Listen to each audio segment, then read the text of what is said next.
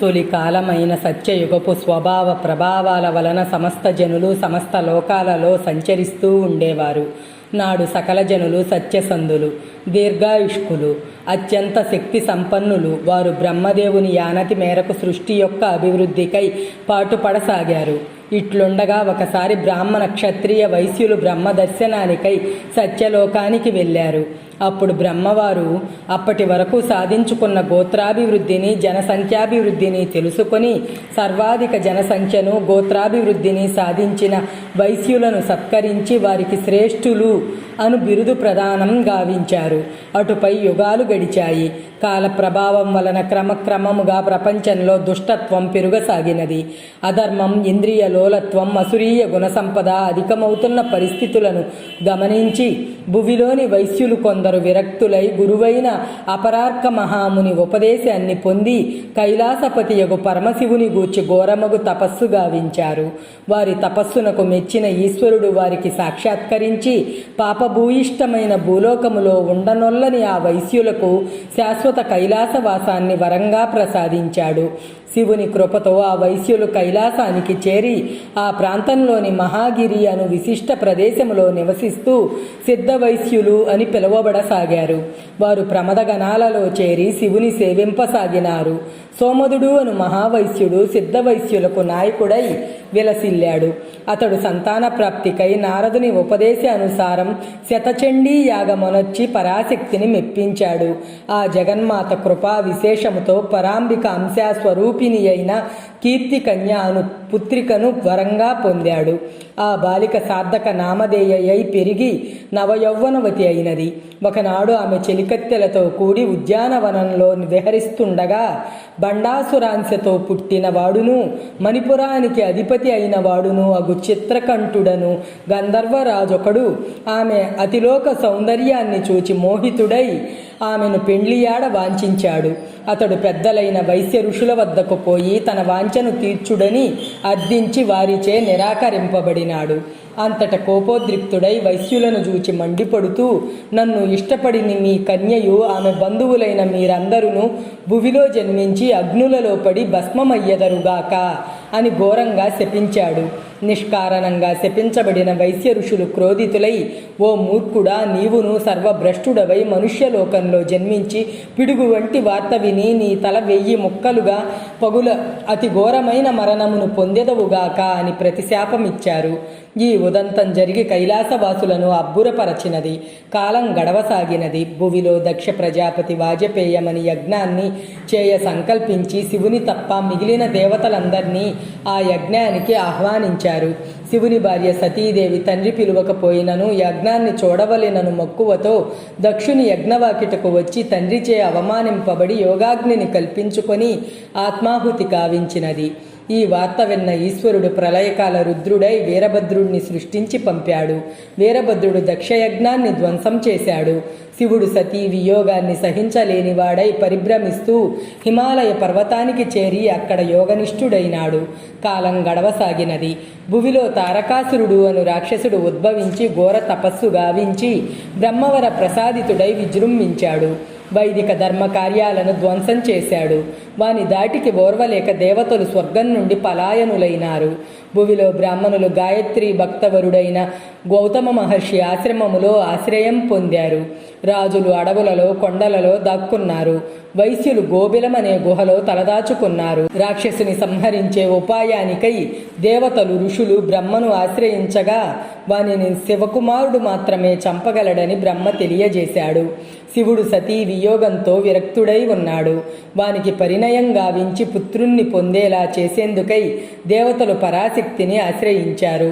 పరాంబ హిమవంతునికి తన అంశారూపంతో పార్వతిగా జన్మించి పరిణయ వయస్క అయినది. దేవతలు, మునులు, విష్ణుదేవుడు మున్నగు వారందరూ కలిసి మిక్కిలిగా ప్రయత్నించి మధ్యవర్తిత్వము వహించి శివపార్వతులకు కళ్యాణం గావించారు. వారి కళ్యాణ వేళ సమస్త లోకాల వారు వివిధములు బహుమూల్యవంతములునైన కానుకలు కళ్యాణ దంపతులకు సమర్పించారు. కానీ భూలోకం నుండి ఎట్టి కానుకలునూ రాలేదు. ఈ పరిస్థితికి కారణమేమని శంకరుడు ప్రశ్నించగా నారదుడు కుబేరుడు తారకాసురుని వల్ల భూలోకానికి కలిగిన దీన దరిద్ర స్థితి పరిస్థితిని గూర్చి వివరించి భూలోకాన్ని ఆ స్థితి నుండి ఉద్ధరించి మరలా సుసంపన్నంగా తీర్చిదిద్దగల సమర్థులు కైలాసవాసులై ఉన్న సిద్ధవైశ్యులు మాత్రమే అని విన్నవించారు. అప్పుడు శివుడు లోక కళ్యాణార్థమై కైలాసవాసులకు సిద్ధవైశ్యులను భూలోకానికి వెళ్ళండి అని ఆజ్ఞాపించాడు. అమోఘమైన తపఫలంగా సముపార్జించుకొన్న కైలాసవాసాన్ని విడచి నరకప్రాయమైన భూలోకానికి వెళ్ళుటకు ఇష్టపడక సిద్ధవైశ్యులు మిక్కిలిగా దుఃఖించసాగారు.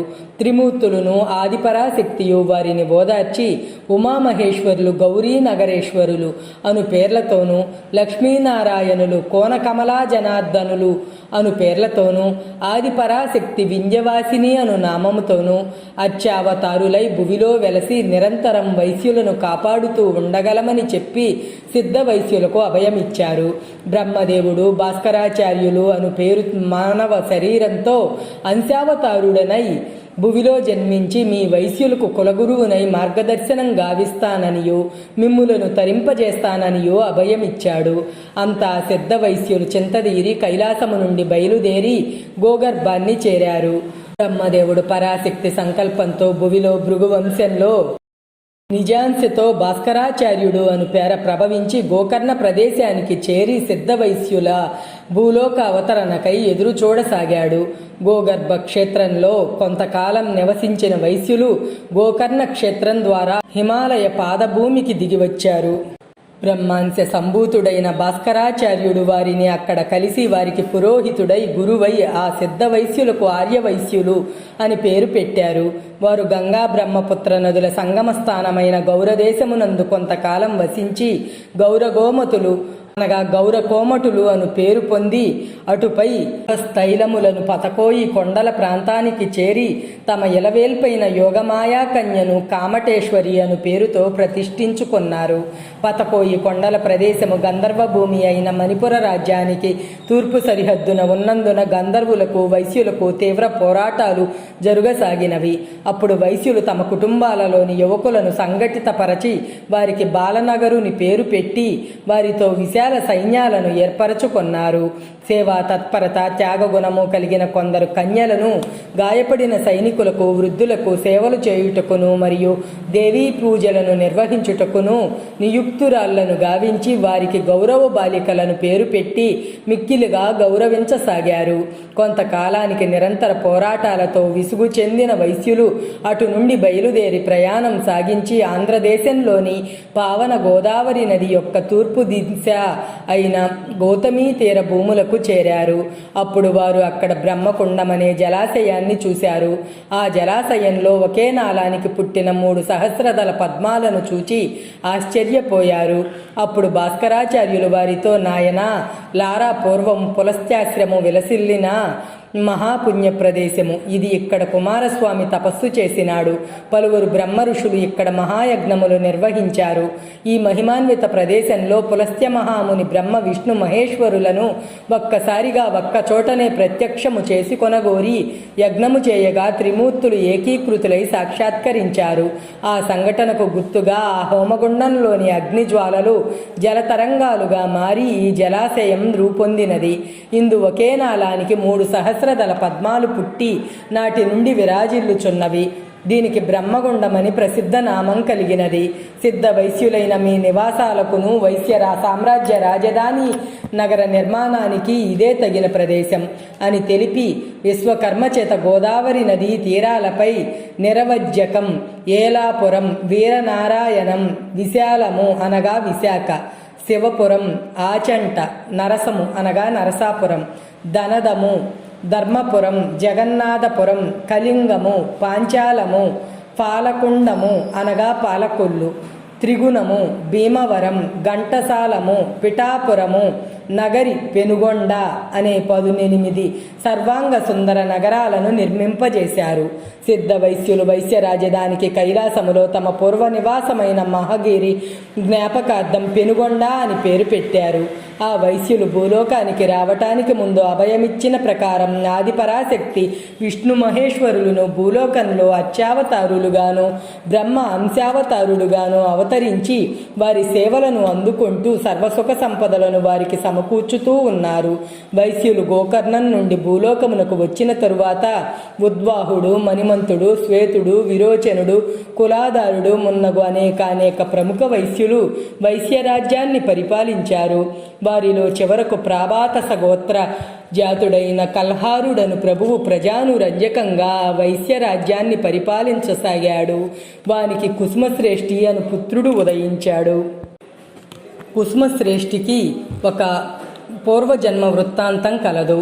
అదేమనగా పూర్వం స్వారోచిష మనువు కాలంలో సమాధి అనే పేరుగల ఒక వైశ్యోత్తముడు భార్యాపుత్రులను విడిచి తపస్సుకై అరణ్యానికి వెళ్ళాడు. ఆ అరణ్యంలో అతడు సురదుడు అను మహారాజుతో కలియుట జరిగినది.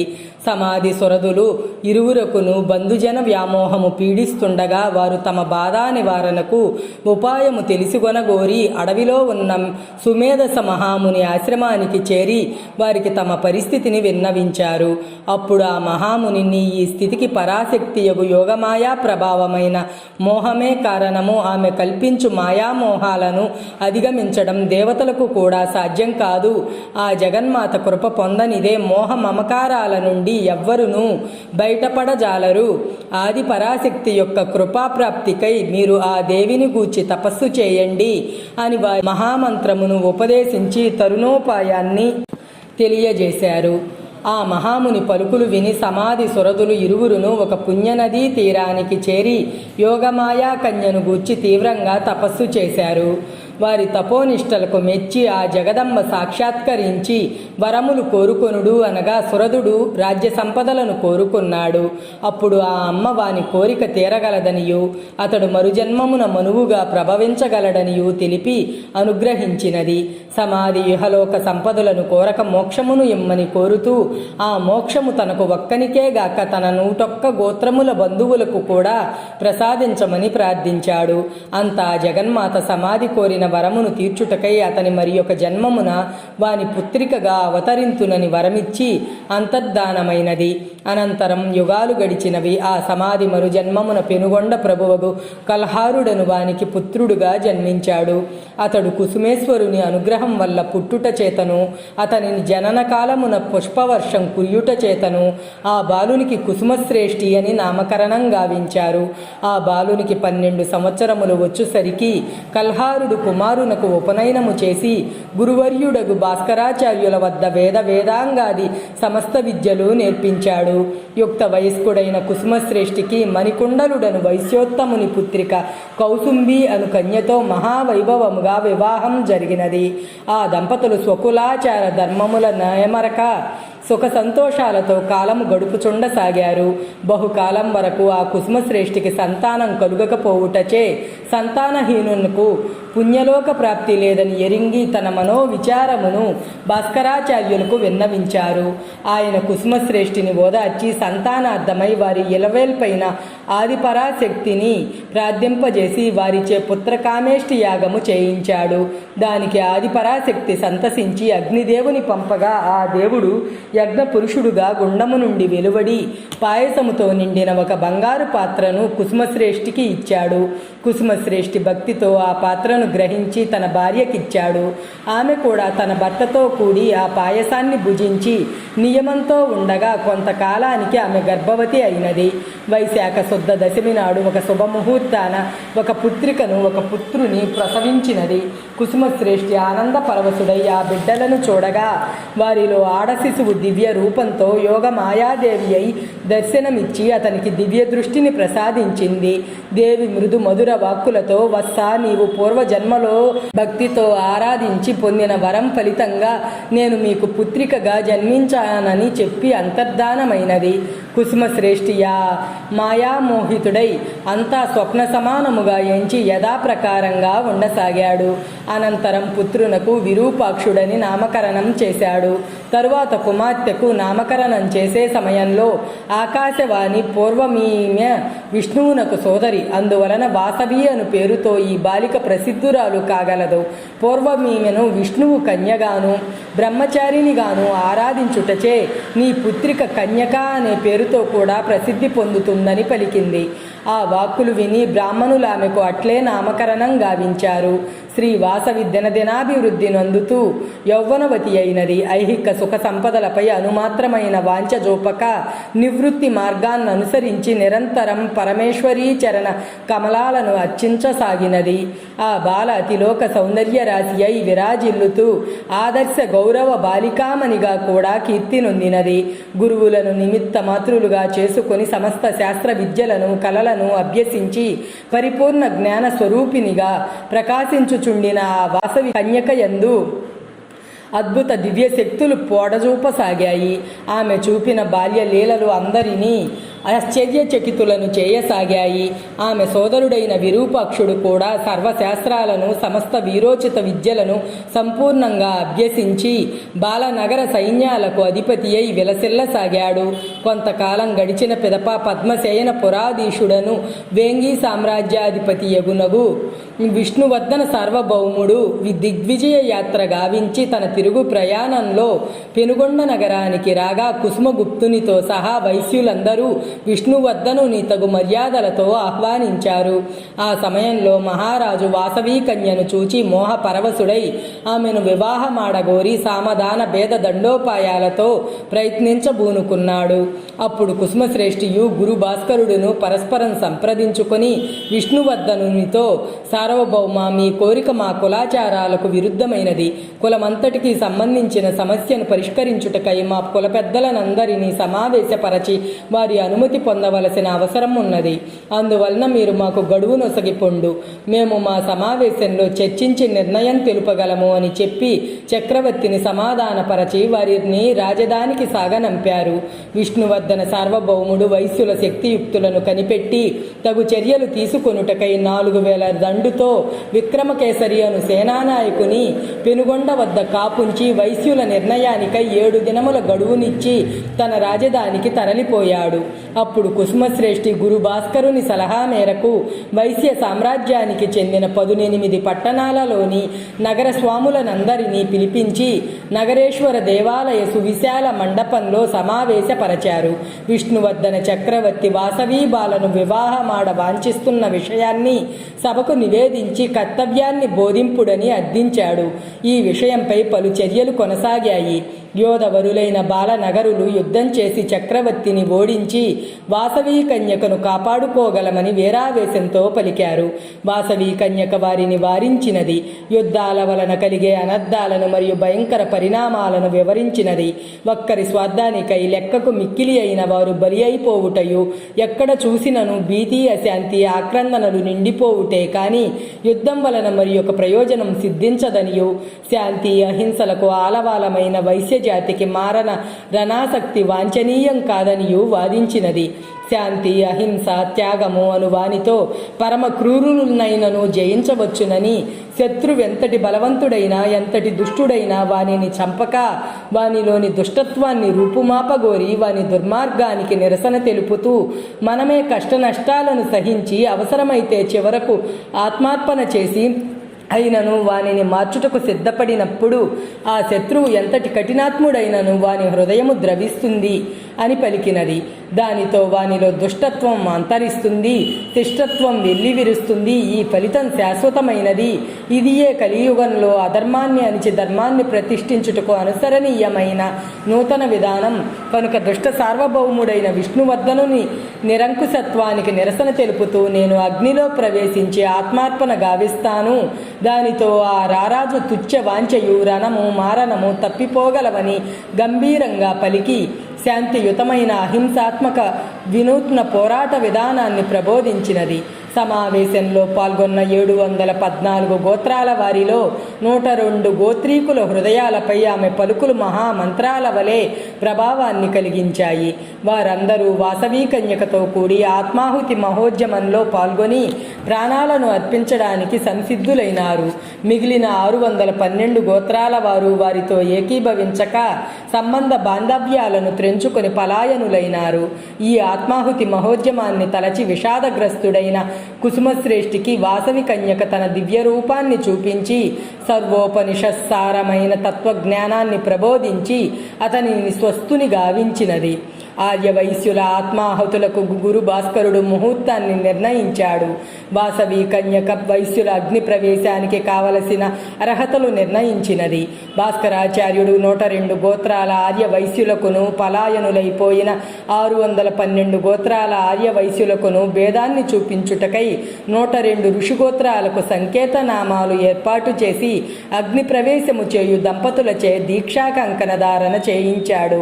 ఆత్మార్పణలకై స్థల నిర్దేశం గావించిన గురు భాస్కరుడు మల్హనుడు అను శూద్ర కార్మికుని వంశీయులచే పెనుగొండ రాజనగరుకు వెలుపల గల సువిశాల సమతల ప్రదేశంలో వైశ్యుల ఆత్మాహుతులకై కావలసిన అగ్నిగుండాలను నిర్మాణం చేయించాడు. ఇక్కడ పెనుగొండలో కాపుంచబడిన చక్రవర్తి సేనాధిపతి అయిన విక్రమకేసరియు వాని ఆధీనంలో గల సైనికులందరూ వైశ్యుల అహింసావ్రత దీక్ష వారి త్యాగ నిరతి శాంతి ప్రియత్వాలకు శ్రీ వాసవి కన్యకాదేవి శీల మహత్వానికి ప్రభావితులై ఆ జగన్మాత చేసిన జ్ఞాన బోధనలతో మనస్సులను మార్చుకున్న వారై శ్రీ వాసవి కన్యకాదేవి పరమభక్తులుగా మారిపోయినారు. అగ్నిగుండాలు త్రవ్విన మల్హనాది శూద్రులు కూడా వాసవి బాలతో కూడి అగ్ని ప్రవేశం చేయడానికై సంసిద్ధులైనారు. ఆత్మాహుతులకు సంసిద్ధులైన వారందరూ కలిసి నగర ప్రదక్షిణకు బయలుదేరారు. అక్కడ పద్మశయనంలో విష్ణువర్ధన చక్రవర్తికి పలు విధాల అపశకునాలు కలిగాయి. అతడు విజయసింహుడు అను తన మంత్రిని సైన్య సమేతంగా పోయి పెనుగొండను ముట్టడించి వైశ్యుల ఉద్యమాన్ని నిరోధించి వాసవిని బంధింపుడని ఆజ్ఞాపించి ముందుగా పంపించాడు. పెనుగొండలో ఆత్మాహుతి చేయదలచిన వారును మరియు వాసవి భక్తులుగా మారిన చక్రవర్తి సైనికులను పురజనులు మున్నగు వారందరూ అగ్నికుండాల వద్దకు చేరినారు. ఆ సమయంలో విష్ణువర్ధనుడిచే పంపబడిన విజయసింహుడు పెనుగొండకు వచ్చి ముట్టడించాడు. తోడనే చక్రవర్తిచే పెనుగొండకు కాపుంచబడిన విక్రమకేసరి ఆర్య వైశ్యుల అహింసా వ్రత దీక్షకు భంగం వాటిల్లకుండుటకై తన సైనికులలో కొందరిని వెంట తీసుకుని వచ్చి నగరాన్ని ముట్టడింపవచ్చిన విజయసింహుణ్ణి ఎదుర్కొన్నాడు. అతడు విజయసింహునికి చక్రవర్తి యొక్క దుర్నీతిని, వైశ్యుల యొక్క అపూర్ణ త్యాగ పూర్ణమైన ఆత్మాహుతి మహోద్యమాన్ని గూర్చి వివరించి సార్వభౌమునికి సహకరించవద్దని హితవు పలికాడు. ఆ మాటలు విన్న విజయసింహుని సైనికులు తమ కర్తవ్యాన్ని గూర్చి ఆలోచిస్తుండగా అవివేకి అయిన విజయసింహుడు అకస్మాత్తుగా విక్రమకేసరి మీదకి దుమికి నిరాయుధుడై ఉన్న వాని సైనికులలో కొందరిని చంపివేశాడు. ఘోరమైన ఈ దుష్టకృత్యాన్ని చూచిన విజయసింహుని సైనికులే క్రోధావేశ పూరితులై తమ సేనాధిపతిని చుట్టుముట్టి నరికివేశారు. వారందరూ వాసవి కన్యక భక్తులై అగ్నికుండాల చెంతకు చేరారు. తమ కుల మర్యాదను, అహింసా వ్రత దీక్షను రక్షించడానికై అసువులు బాసిన వీరభటులు వంశీయులు వీరముష్టులుగా ప్రసిద్ధులు కాగలరనియు, ఆ వీరముష్టుల వంశాలను ఆర్యవైశ్యులు నిరంతరం పోషిస్తూ ఉండగలరనియు భాస్కరాచార్యుడు ప్రకటించాడు. అటుపై శ్రీ వాసవి కన్యక వైశ్యులకు బాలనగరులకు విద్యుత్ ధర్మాలను ప్రబోధించి తనతో పాటు అగ్ని ప్రవేశం చేసిన వారికి శ్రీ పరాశక్తి పరంధామము ప్రాప్తించగలదని పలికి అగ్నిగుండంలో అడుగుపెట్టినది.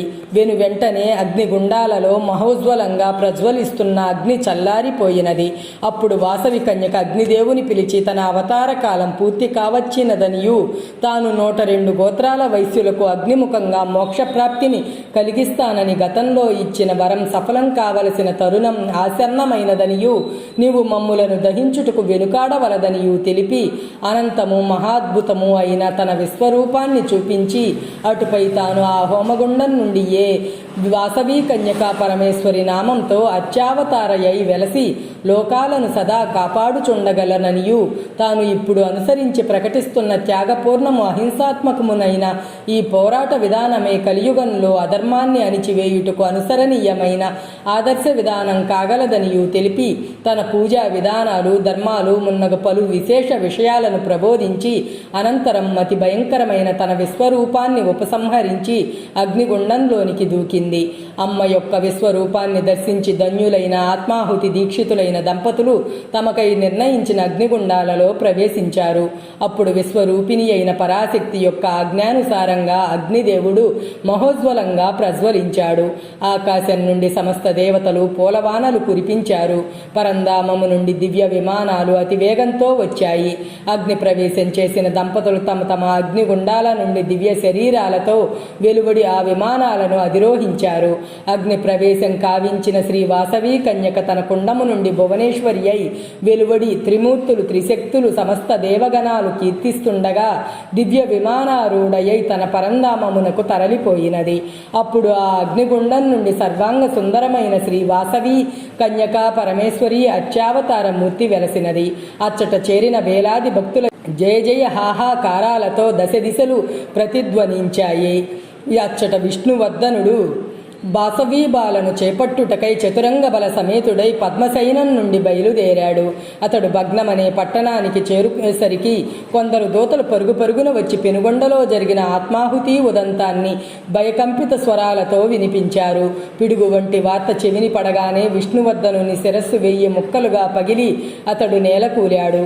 అతనితో అనుగమించిన సైన్యాధిపతులు ఈ వార్తను అతి వేగంతో పద్మశయనంలో ఉన్న యువరాజు రాజేంద్రులకు తెలియజేశారు. రాజేంద్రుడు దుఃఖ సముద్రములో మునిగిపోయి మూర్ఛితుడైనాడు. విష్ణువర్ధనుని పురోహితుడైన దౌమ్యుడు యువరాజు రాజేంద్రునికి అతని తండ్రి యొక్క గత జన్మ వృత్తాంతాన్ని తెలియజేసి విధిని ఎవ్వరూ తప్పించజాలరని పలికి, పెనుగొండలో 102 గోత్రాల వైశ్య కుటుంబాలకు చెందిన యువతీ యువకులు మీ తండ్రి కారణంగా మరణించిన తల్లిదండ్రుల వియోగంతో మిక్కిలి దుఃఖిస్తున్నారు. నీవు ఓరడిల్లి లేచి నీ తండ్రి జరుపవలసిన అంత్యక్రియాలు జరిపి ఆ వెనువెంటనే పెనుగొండకు పోయి విరూపాక్షాది బాలవైశ్యులకు ఓదార్పు కలిగించడం నీ కర్తవ్యమని బోధించాడు. రాజేంద్రుడు తమ ఆచార్యుడైన దౌమ్యుని మార్గదర్శనంలో తన తండ్రి అంత్యక్రియలు నిర్వర్తించి పెనుగొండకు చేరి విరూపాక్షాది వైశ్య బాలురకు ఓదార్పును కలిగించాడు. అటుపై ఆ వైశ్య యువకులందరూ తమ తల్లిదండ్రులకు పిండ ప్రదానాలు గావించడానికి నగర రక్షణ బాధ్యత రాజేంద్రుని కొసగి కాశీ ప్రయాగలకు పురోహితులు సేవకాదులతో కూడి ప్రయాణం అయినారు. వారు మరలి వచ్చే సమయంలో కాశీ నుండి వారు గంగాజలాన్ని కావిళ్లతో మోయించుకొని పెనుగొండకు తీసుకొని వచ్చారు. తమతో పాటు 102 లింగాలను కూడా తీసుకొని వచ్చి పెనుగొండలో ప్రతిష్ఠింపజేశారు.